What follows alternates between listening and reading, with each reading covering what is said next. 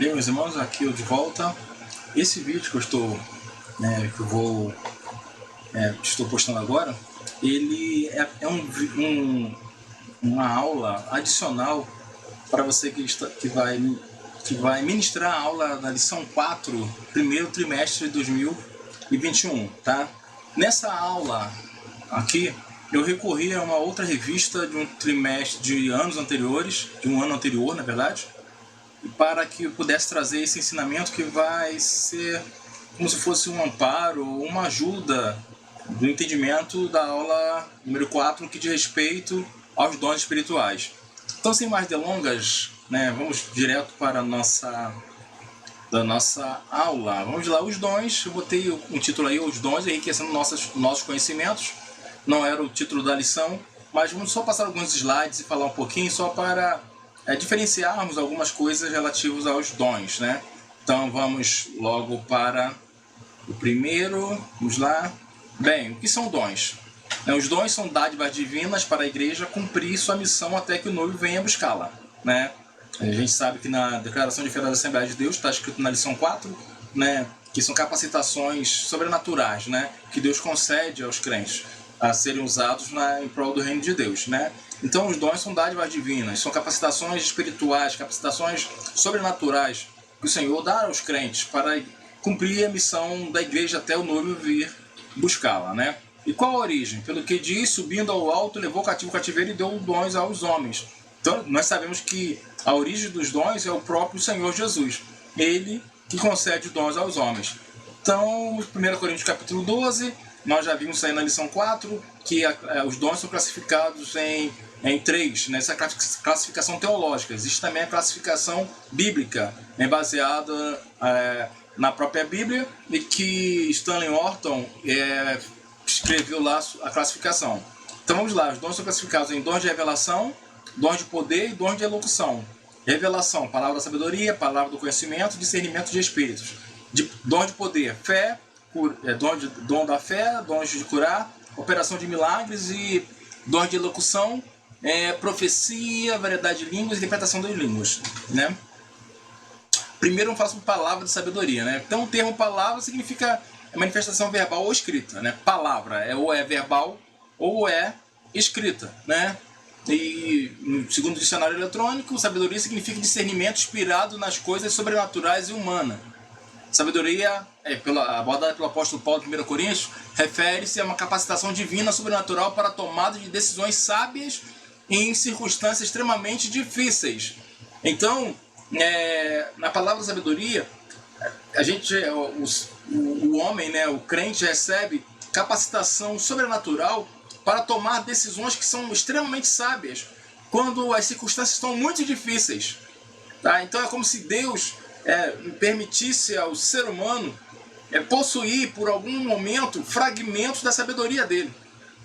A situação está difícil, aí vem aquela sabedoria divina para que você tome a decisão, uma decisão que vai ser importante numa situação, numa circunstância muito difícil, e você precisando de uma decisão sábia, aí vem a palavra da sabedoria, que é um dom, né? Embora na antiga aliança os dons espirituais não fossem plena e claramente evidenciados, como na nova aliança, alguns episódios do Antigo Testamento vislumbram o quanto Deus conferia a sabedoria do alto aos homens, né? Na tomada de decisões. Então, por exemplo, quando José teve a revelação, a revelação mesmo, interpretou o sonho de Faraó. Quando ele interpretou o sonho de Faraó, ele não somente interpretou, mas ele sabiamente orientou o Faraó o que deveria fazer para que eles não passassem por aperto, não passassem por aquele grande período de fome. Então isso aí foi uma palavra de sabedoria, né? A palavra de sabedoria. Salomão também demonstrou isso, a palavra de sabedoria. Quando você vê também lá no Novo Testamento, aí fala aí nesse slide, o Estevão, né, o primeiro mártir cristão, ele pregava com uma sabedoria tão grande que eles não podiam resistir à sabedoria. As pessoas que estavam ali, os sábios da sinagoga, não conseguiam resistir à sabedoria que o Espírito dava a Estevão, que o Estevão falava. Então isso aí é a palavra da sabedoria, Mas nós temos também, a gente tem também no Novo Testamento a manifestação desse dom no próprio Cristo, né? A palavra da sabedoria. Por exemplo, quando queriam que pegar Jesus em alguma falha, que perguntaram a ele se era lícito pagar os impostos. Se o Senhor falasse que não, eles iam dizer que o Senhor era um rebelde, estava indo contra Roma. Se ele falasse que sim, ele estaria indo contra o povo judeu, que estava sendo subjugado por Roma. Então, quando perguntaram ao Senhor, devemos pagar os impostos? O Senhor perguntou lá, tem a moeda? De quem é essa esfinge aí? De quem é essa figura aí? É César. Ao Senhor, então, dai a César o que é de César e a Deus o que é de Deus. Então, isso aí foi uma palavra de sabedoria. Era uma situação difícil, que a pessoa não tem por onde correr. Aí vem essa palavra da sabedoria e a pessoa consegue ter uma decisão satisfatória numa situação, numa circunstância assim. Então essa aí é a palavra da sabedoria, né? Aí fala sobre a importância dessa palavra aí para a liderança. E a gente sabe que às vezes quem é líder, quem dirige uma igreja e tal, às vezes tem problemas difíceis a serem resolvidos. E que a gente olha assim, a gente não sabe o que dizer, não sabe o que falar para a solução daquele problema, mas aí a gente busca a Deus e de repente a solução aparece e tudo se esclarece nós dependemos realmente de Deus em nossas vidas para isso, né? A palavra da ciência é diferente da palavra da sabedoria, né? Este dom muito se relaciona ao ensino da verdade da palavra de Deus. Então, uma sabedoria que vai fazer com que a pessoa explique a palavra de Deus com revelações realmente dos mistérios de Deus. Tá? E mais uma vez aí o escritor cita Stanley Orton, tá? Que fala sobre esse assunto aí, o livro Teologia Sistemática, né? Este dom se relaciona à capacidade sobrenatural concedida pelo Espírito Santo ao crente para este conhecer fatos e circunstâncias ocultas. É sua função. O dom da palavra da ciência não visa servir a propósitos triviais, como de descobrir o significado dos tecidos do tabernáculo ou a identidade da mulher de Caim. Isso é curiosidade humana, né? E o dom não foi dado para satisfazer a curiosidade humana. Esse dom tem a finalidade de preservar a vida da igreja, livrando-a de qualquer engano ou artimanha do maligno. Então essa é a função da palavra da ciência. Aí tem exemplos da palavra da ciência. Quando o profeta Eliseu revelava os planos de guerra do rei da Síria. Vocês lembram? Quando o rei da Síria ia fazer uma emboscada para pegar o povo de Israel ou o exército de Israel, Deus revelava a Eliseu, Eliseu ia e falava com o rei, não passa por ali porque estão ali e tal. Então isso aí é palavra da ciência, ele sabe. Né? Daniel também e tal, tem várias coisas aí que demonstram a palavra da ciência. Até no Novo Testamento tem o caso de Ananias e Safira, quando Pedro, sem saber de nada, né, teoricamente, humanamente falando, quando Ananias e Safira chegaram para mentir diante dos apóstolos, cada um na sua ordem, Pedro já sabia de tudo que eles tinham combinado, porque ele estava sendo capacitado por esse dom, a palavra da ciência. Você lembra de Jesus Cristo? Filipe foi chamar Natanael. Quando Natanael chegou diante do Senhor Jesus, o que ele falou? Né? O Senhor falou para Natanael: eis aí o verdadeiro israelita, em quem não há engano, quem não há dolo. Aí ele falou o seguinte: mas Senhor, de onde você me conhece? O Senhor falou assim: eu vi você quando você estava sentado lá debaixo da figueira. Então isso aí é a palavra da ciência, né? A pessoa sabe de segredos, coisas ocultas, o Senhor revela. Isso aí é a palavra da ciência. Discernimento de espíritos, né? A gente sabe que os espíritos, eles, por exemplo, quando alguém vai falar alguma coisa da parte de Deus, uma profecia, por exemplo, ela pode ter três origens. Uma profecia, por exemplo, ela pode ter três origens. Ela pode ser uma profecia de Deus usando alguém para falar conosco. Ela pode ter origem humana, o ser humano falando, e não Deus. e ela pode também ter origem satânica. O inimigo está falando e não Deus.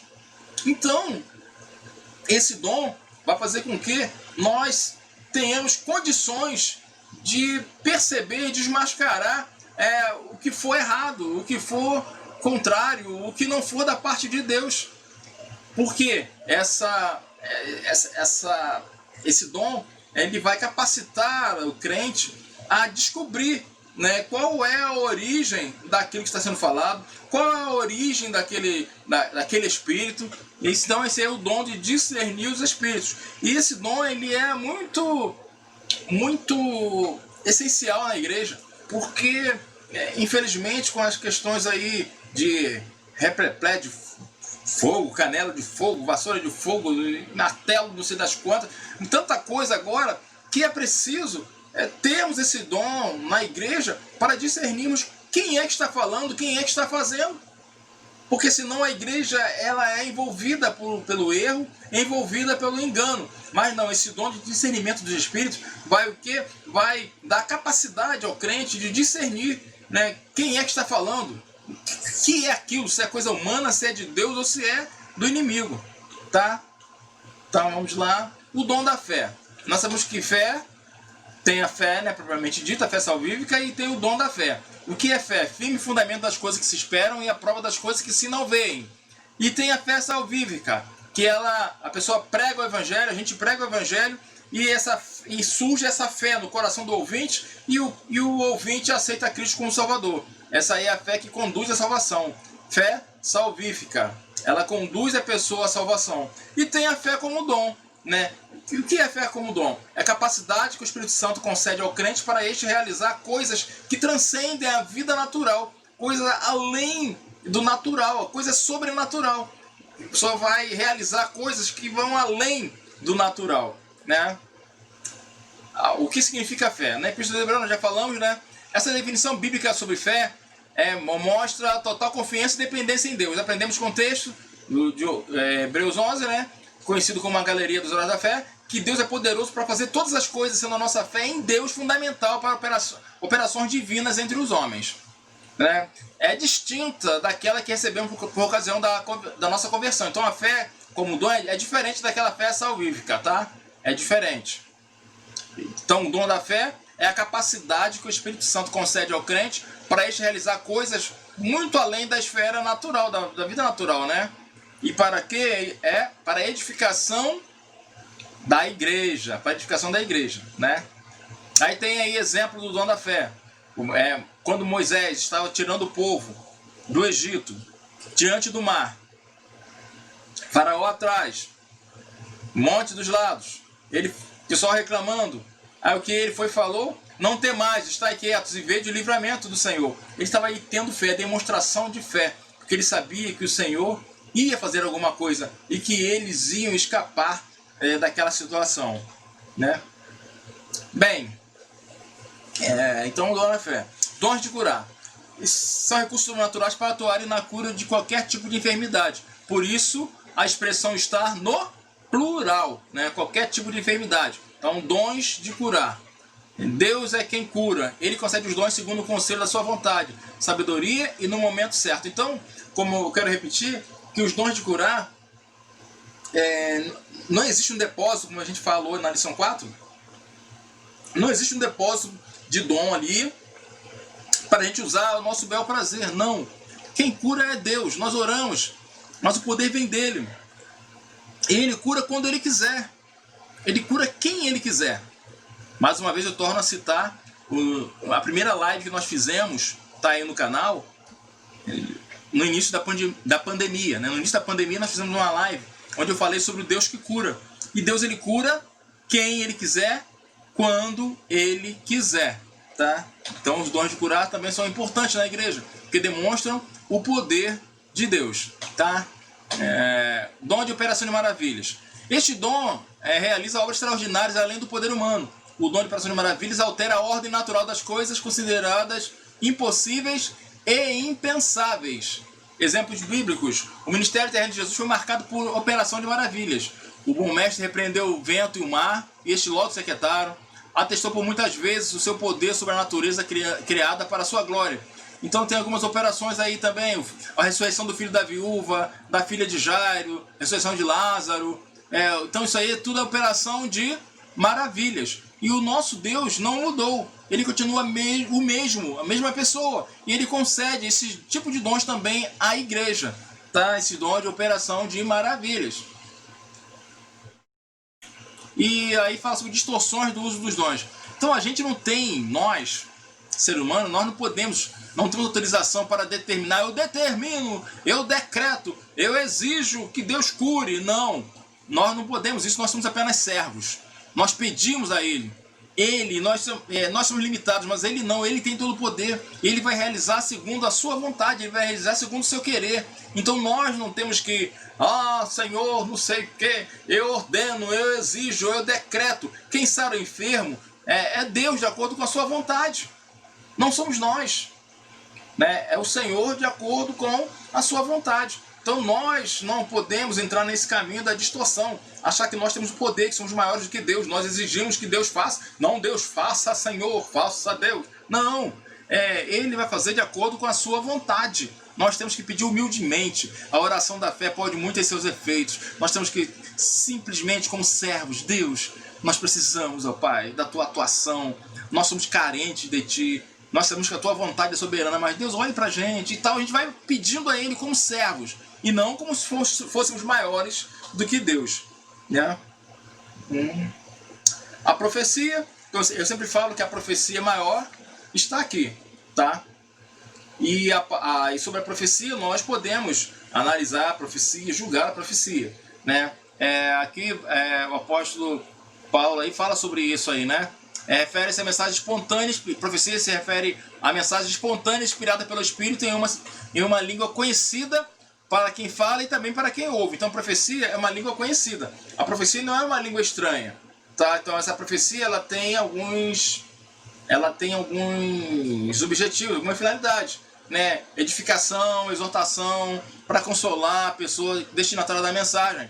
Então, profetizar não é desejar uma bênção a uma pessoa, pois essa não é a finalidade da profecia. Como eu já falei até na lição 4, eu falei sobre isso, que a pessoa fala o seguinte: eu quero tanto que a pessoa seja curada, que eu chego assim, o Senhor está te curando, ô meu servo, eis que eu vou te curar. Não, às vezes é desejo da pessoa, mas a profecia não é isso. O Senhor vai te curar, meu irmão, fique tranquilo que o Senhor vai te curar. Não, profecia não é isso. Profecia não é isso, né? Não é esse, não é o nosso desejo. Nós devemos profetizar quando o Senhor realmente falou aquilo. Você lembra de Davi? O profeta chegou para Davi chegou para o profeta e perguntou: eu vou construir o templo? O profeta: sim, você vai construir o templo. Quando ele saiu, Deus mandou: volta lá e diga para Davi que ele não vai construir nada não. Então o profeta teve que voltar lá e falar. Então a profecia não é o nosso desejo, é Deus que fala, né? É o desejo de Deus, né? E as Escrituras orientam-nos a examinarmos tudo, né? Julgando e discernindo pelo Espírito que está por trás da mensagem. Toda profecia espontânea deve ser julgada, tá na palavra de Deus. Outra coisa que fala aí, que a Bíblia nos adverte sobre os falsos profetas, né? Cautelai, porém dos falsos profetas, Mateus 7,15. Então existem profetas por aí, e nós sabemos que a profecia ela pode ter 3 fontes distintas, como eu já falei: Deus, o homem, o próprio homem, e até mesmo o diabo. Então a profecia pode ter 3 fontes distintas: Deus, o homem e o diabo. Então nós precisamos ter cuidado, né?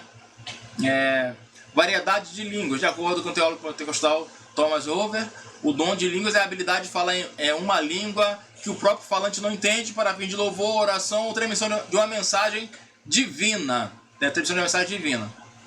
E assim, essa variedade de línguas, o dom de línguas, esse dom a Bíblia fala que quem fala em línguas edifica-se a si mesmo, não é verdade? Está escrito aí em 1 Coríntios. Então quem fala em línguas edifica-se a si mesmo. E então essa língua ela é uma língua desconhecida de quem fala, e às vezes também é desconhecida de quem ouve, mas pode ser conhecida também de quem ouviu. Eu já falei em uma das lições aí desse trimestre que um determinado missionário que teve na nossa igreja, ele disse que ele estava em um outro país de língua diferente, não era o português, e ele estava passando por um problema tão difícil. E no país que ele estava numa igreja muito simples, ele entrou numa igreja muito simples, e uma senhora que não sabia falar o português começou a falar em português e veio caminhando na direção dele, segurou na mão dele, falando para ele uma mensagem profética em português. Aquela senhora não conhecia o português. As pessoas que estavam ali naquela localidade não conheciam. Então, para eles, ela estava falando uma língua estranha, que era desconhecida dela. Mas ele recebeu a mensagem porque ela falou com ele na língua dele. Lembra do fato que aconteceu lá no dia de Pentecostes? Como nós estamos ouvindo falar na nossa própria língua que somos nascidos. Então, a língua pode ser desconhecida na terra, ou pode ser conhecida. Aconteceu um fato também aqui, né, que um dos nossos irmãos, que ele até já dorme no Senhor, estava pregando, né, em plena pregação numa cruzada, ele começou a falar em língua estranha. Para a gente era uma língua estranha, mas o chinês que estava perto da gente, perto das pessoas ali, entendeu justamente tudo que ele estava falando, porque ele estava falando mandarim, e o chinês aceitou Jesus. Então a gente sabe que as línguas podem ser desconhecidas aqui, ou podem ser línguas conhecidas, né, por alguém, não por quem fala, mas por quem está ouvindo. Prosseguindo. Então a finalidade das línguas é a edificação da vida espiritual do crente, né? As línguas, ao contrário da profecia, não edificam ou exortam a igreja. Elas são para a devoção espiritual do crente que recebe este dom. À medida que o servo de Deus fala em línguas estranhas, vai sendo também edificado, pois o Espírito Santo o toca e renova diretamente. Então, edificação pessoal. Então, uma pessoa não vai pegar o microfone e começar a pregar em línguas estranhas, tá? Não vai começar a falar, a não ser que seja realmente o Senhor usando para falar para alguém, mas para alguém que conheça aquela língua. Agora, a gente simplesmente ficar falando línguas estranhas no púlpito, no microfone durante a pregação, não está exortando nem edificando a igreja. Por isso o apóstolo Paulo, ele mesmo falou, que para que haja, se é línguas estranhas, tem que ter um intérprete, né? Aí entra a interpretação de línguas, que é um dom que depende do outro, né? A interpretação de línguas vai acompanhar o dom de línguas. Então alguém fala em línguas estranhas, aí se tiver intérprete, aí sim pode falar, porque o outro vai interpretar para a igreja. Aí, se não houver intérprete, esteja calado na igreja e fale consigo mesmo e com Deus. Está em 1 Coríntios 14, 27 e 28. Senão, ninguém entende nada dentro da igreja. Então, se a pessoa vai falar em línguas estranhas, tem que ter um intérprete. Se não tiver intérprete, ele fale consigo mesmo e para Deus. As línguas estranhas que ele vai estar edificando a si mesmo. Porque, diferentemente da profecia, as línguas estranhas não edificam a igreja, não exortam a igreja. As línguas estranhas servem apenas para a própria pessoa se edificando, né? A edificação própria da própria pessoa.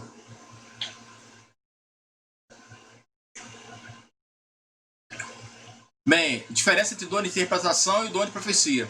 Embora haja semelhança, são dons distintos. O dom de interpretação de línguas necessita de outra pessoa, também capacitada pelo Espírito Santo, para que interprete a mensagem e a igreja seja edificada.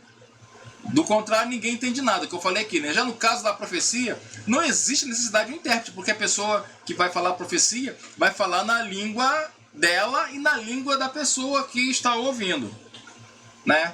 E essas explicações eu tirei de uma revista do segundo trimestre de 2014, cujo título é Dons Espirituais e Ministeriais. Se você tiver essa revista aí na sua casa, use essa revista aí durante esse primeiro trimestre de 2021, que vai te ajudar bastante. O comentarista é Erinaldo Renovato de Lima, e foi de onde eu tirei o que está aí, a composição desses slides e essas explicações que eu passei para você. Então, estou fechando aqui essa explicação, e que esse vídeo sirva para você aí, aumentar aí os conhecimentos, ou gerar pelo menos um debate para você aí com seus alunos aí na sua classe, e que Deus te abençoe.